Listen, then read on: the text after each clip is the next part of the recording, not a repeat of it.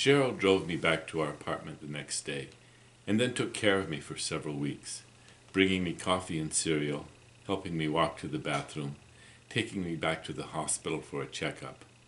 But I sensed a difference in her attitude. For one thing, she moved out of my bedroom, but at first I figured that was just to let me rest more peacefully. I soon realized there was more to it. She seemed distracted, preoccupied, disengaged from me. Gradually, I was able to get out of bed on my own, and eventually sit at the table to eat. One morning she joined me at breakfast wearing a dark business suit I had never seen her in before. "I'm going to Boston today, Ron. I'll be back this evening, but I'll be leaving next week for good." I'd been expecting something like that. I put my spoon down, picked up my coffee, and pretended to sip on it. I was trying not to tear up. I didn't want Cheryl to think I thought she was doing something wrong. When I finally felt I could get the words out, I said, "I kind of figured. I guess I've made a real hash of this." "Well, whether or not you've made a mess of your life, that's not why I'm going. I got a scholarship at Tufts University in Boston and a chance to finish my PhD.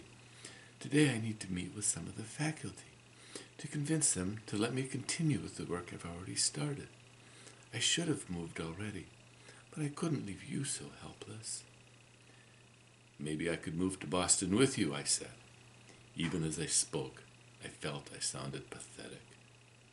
Cheryl put her hands on my cheeks, the same way she did when she first kissed me at the skunk cabbage bog. "My dear sweet Ron, every gardener knows some flowers are perennials, some are annuals. The annuals may be as beautiful as the perennials, but no matter how you treat them, they only last a year." I wasn't angry at Cheryl for leaving. In fact, I was glad for her. In a way, I wanted to leave too, but it was me I wanted to leave behind.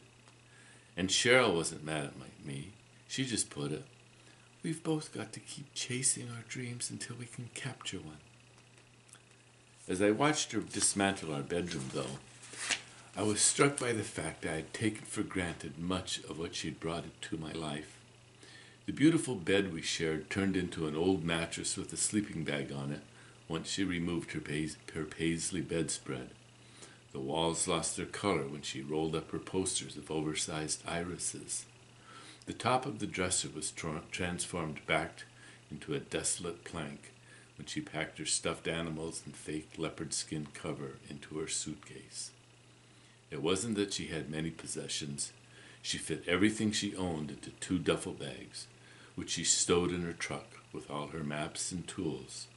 But the wild little jungle we shared left in those bags.